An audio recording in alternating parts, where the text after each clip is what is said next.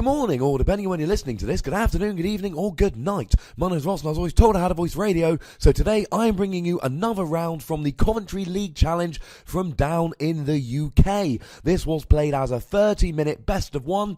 It is in the standard format, and unfortunately Fates Collide, though released, is not yet legal, so we are playing X and Y to breakpoint.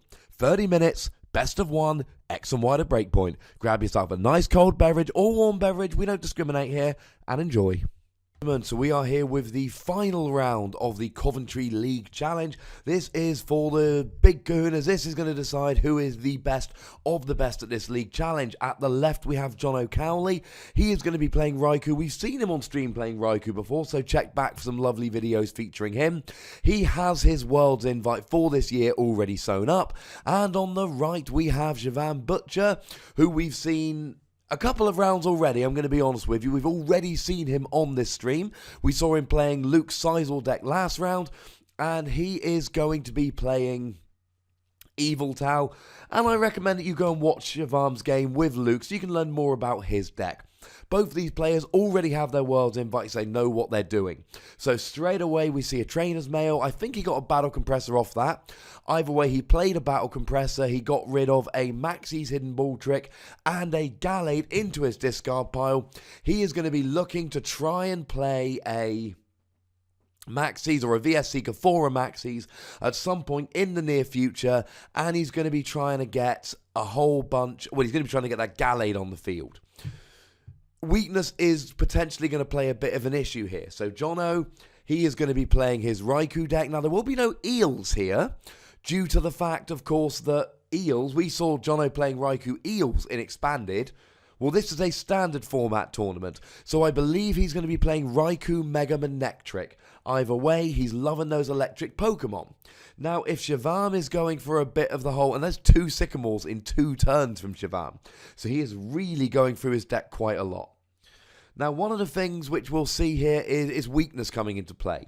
That Yveltal for Shavam is weak to the electric Pokemon that Jono is going to be running. But of course, if Shavam can get his Gallade out, Gallade is a fighting Pokemon that will instead hit Jono's electric Pokemon for weakness. So we see there, and Jono has not got a good start here. He's just attached twice to his Raikou and passed. Now, Raikou has an ability that decreases damage done by 20 if you've got a Lightning Energy attached.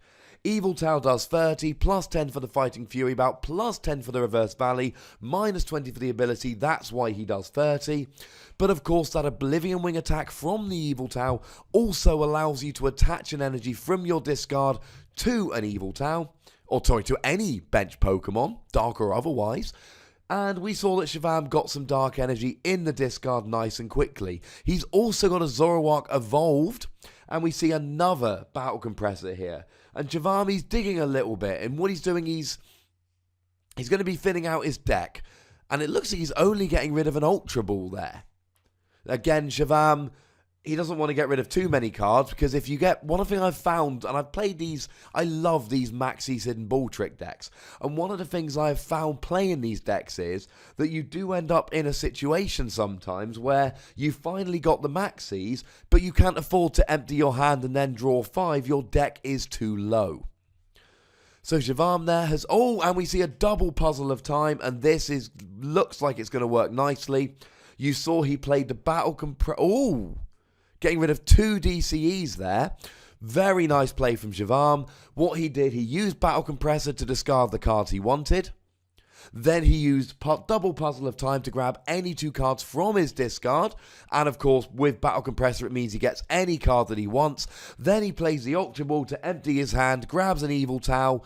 And of course, with his newly empty hand, except for a VS Seeker, he can use Maxie's Hidden Ball Trick off the VS Seeker to get the Gallade, and he is away. Whew. These players are playing at a very fast rate, ladies and gentlemen. It is hard to keep up, but I hope I'm keeping you well informed. Now, he did have to get rid of 2 double colorless energy in order to do that. In order to empty out his hand, he had to discard 2 double colorless, but of course he can use that baby Yveltal, hey Nick, to attach a dark energy to that benched guard of Gallade. But he's not actually doing that. He's building up his Yveltal EX. So Jono here, he's got to get something going. Now, it's an interesting decision there from Shivam. I think what he's basically thinking is, you know what? I want to build up this Yveltal. I can use DCE to get Gardevoir. I can't use DCE to get Yveltal EX going. I need a Dark.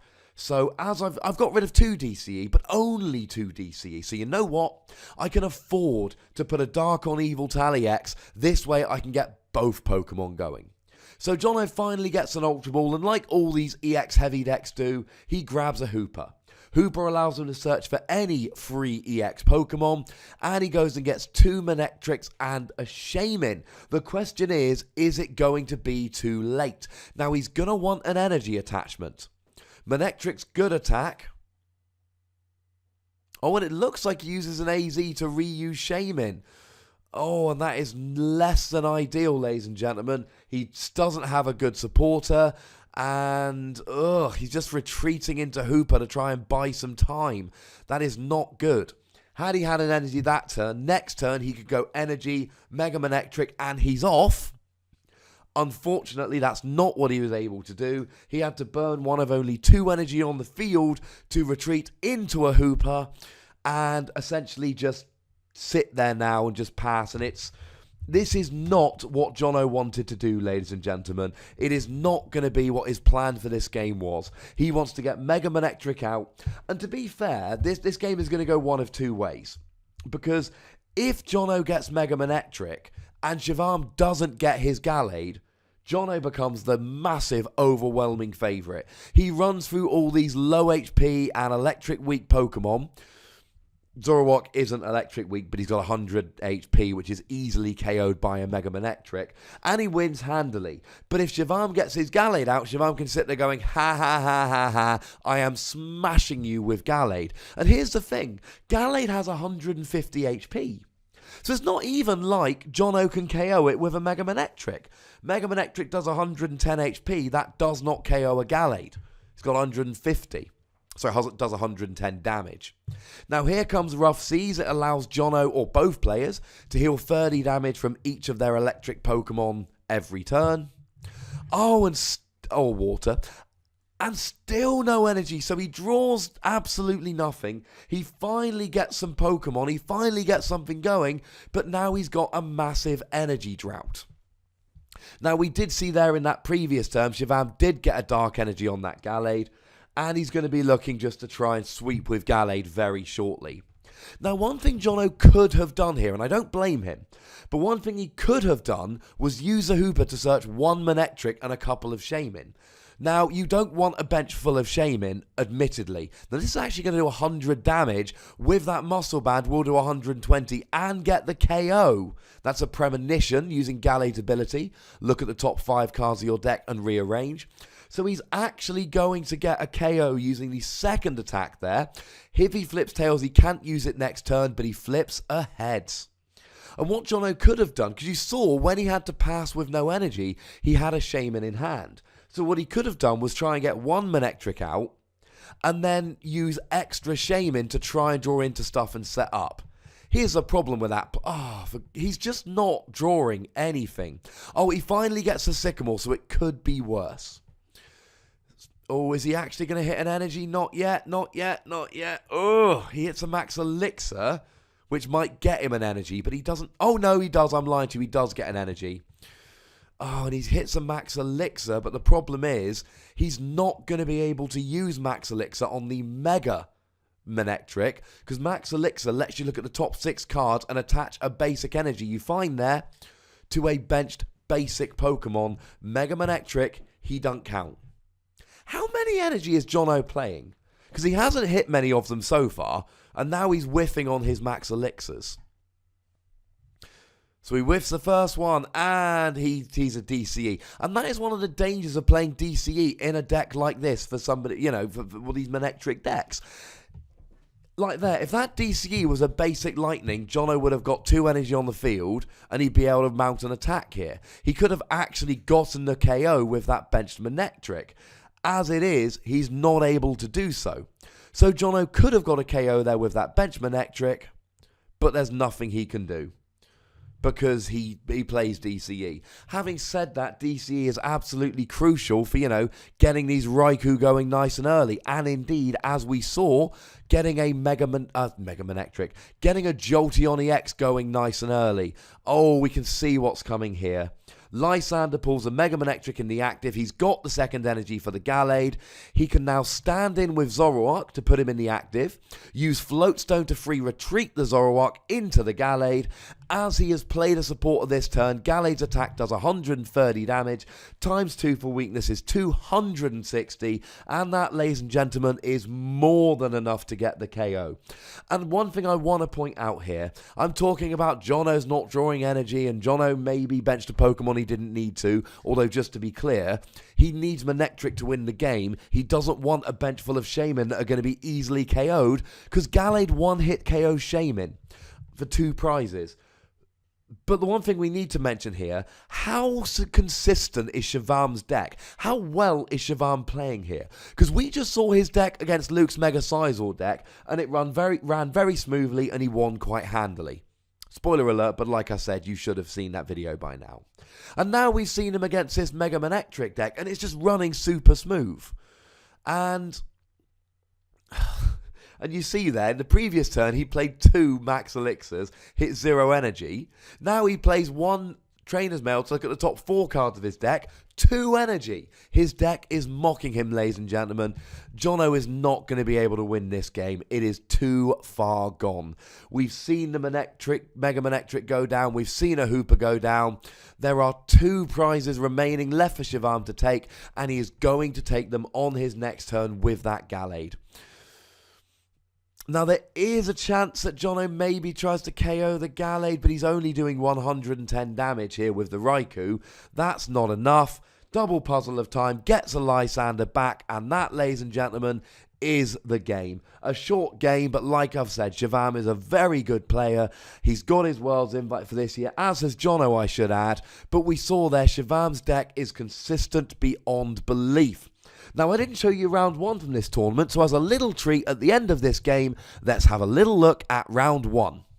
Okay, ladies and gentlemen, so as a nice little treat here, we've got round 1 of the tournament. Now, on the left, we have got Shavam. He is going to be playing Yveltal, and, well, we've seen him already in this very video. And on the right, we have got the lovely Connor Bird, and he is going to be playing Trevenant. Now, this is an odd kind of matchup. We've already seen Shavam's deck in this video, so let's focus on Trevenant. A psychic Pokemon that is weak to dark, that is bad. What with Shavam's entire deck being dark. However, if Connor goes first, and we can see he's not going first, if he goes first, he can start with a Phantom, play a Wally to evolve that Phantom, a supporter card that allows you to just evolve whenever you want from your deck, so search and evolve. And all of a sudden, he could be in a position where he's got an Yveltal. He's got a Trevenant in the active, trainer locking Shavam, and making sure that actually Shavam can never get going. Now, we've seen how consistent Shavam's deck can be. However, if Connor just goes, boom, turn 1 Trevenant, turn 1 trainer lock, ha ha ha, in your stupid face, now you can't, and I'm not saying that Shavam has a stupid face, just so we're clear. I'm just saying that might be something Connor chooses to say, although I don't think he would. Connor, like Shavam, is a lovely chap. But if Connor got that and he got the turn 1 Trevenant, he could just sit there laughing at Shavam going, oh, what's that? Oh, you don't have anything to do. What a pity, never mind. So all of a sudden, Shavam goes first. He's got his Yveltal with a Fighting Fury belt, and he has got an Yveltal EX on the bench, and he's got a Zoroark on the bench. Once again, he's had to get rid of a DCE nice and early. That is, shall we say, less than ideal. But Shavam knows here he is in the driving seat. One of the things that Trevenant decks do is they set up, they have a Trevenant in the active, and they stop you playing any item cards. But they are very weak to dark decks, given that they are, in terms of typing, weak to dark. So Shavam knows here that all he has to do is get a couple of Pokemon set up, and if he's got a couple of Pokemon set up, he can just sit there and attack. And if he can get an attack off every turn, he is going to destroy Trevenant.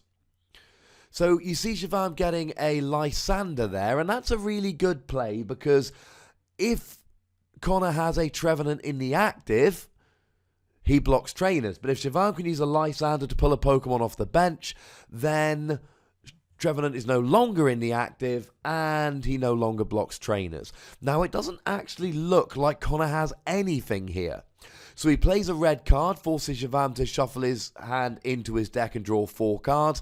And the whole point is, of course, you combine this with the trainer lock. Ha ha ha, not only can you not play trainers, now you've got a hand of 4 cards. This might be another time you laugh at somebody and insult their face. But again, this is not something I would recommend doing. We're all friends here. At least I like to think we're all friends here. So here, it looks like Connor's in trouble because Siobhan's got a lot of stuff that can KO any of Connor's Pokemon here.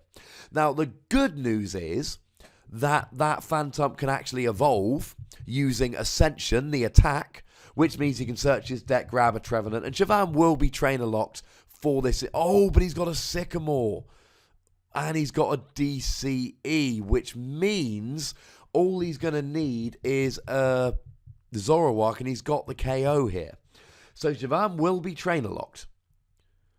But effectively, that Trevenant's got does 60, it's got 60 HP. And does he have... Oh, did he get rid of a DCE there? What's he actually got? So he's not got the KO yet. He's doing 80 damage here. Connor's got one more turn to grab something. Not ideal. Oh, he's got nothing. Connor doesn't top deck out of it. And Siobhan couldn't have got the KO with Zoroark because Connor had no bench Pokemon. But it doesn't matter anyway. He does 80 damage. Connor draws into absolutely nothing. And it's a complete... Yeah, that's game. And this is what happens in best of one sometimes. And you know what? It's less than ideal, but this is the way it goes. In best of one, if you have a bad start and your opponent doesn't, you lose, and that's that. This is the best of one tournament, and this is one of the downsides of best of one. I had 2 games out of the 4 in this tournament where I drew nothing, and, well, you know, it happens, quite frankly. There's nothing you can do about it. You can try and build a consistent deck, but even the most consistent of decks will flake out on you here or there. So I didn't want to upload this round as its own video. It seems a little bit short, a little bit superfluous, but I did want to show you this game because, well, I recorded it, and otherwise I'm just giving you an incomplete view of the tournament, and that just seems irresponsible, negligent of me, you could say. So you know the deal, ladies and gentlemen. Click that like button. I've taken the time to make this video. You've taken the time to watch it. I think between the two of us, we deserve a like. We owe the world a like. I don't know, does that make any sense? I hope it does. By now, hopefully you've just clicked that like button and we're good. If you got anything you want to say about these videos, we've seen 2 games here, stick them down in the comments. Other than Zoroark couldn't have got the KO. I know, I'm sorry. And of course, click that subscribe button if you haven't, and get a friend to click that subscribe button, or even a family member, or even a casual acquaintance, or some dude you met on the street, if need be. Get these subscriber numbers up. I will love you forever if you do. This is the end of the Coventry League Challenge, but in a couple of days, I am bringing you my Regirock video, showing you my deck list. There are Pokken tournament videos coming out of the wazoo over the next few days. And of course, there's plenty more Pokemon stuff to be done. Maybe I'll make a video about Volcanion. What does Volcanion do, you ask? You'll find out very shortly indeed. The most important thing, ladies and gentlemen, look after yourselves till next time. Thank you very much for watching. My name is Ross, and you've been watching PTCG Radio.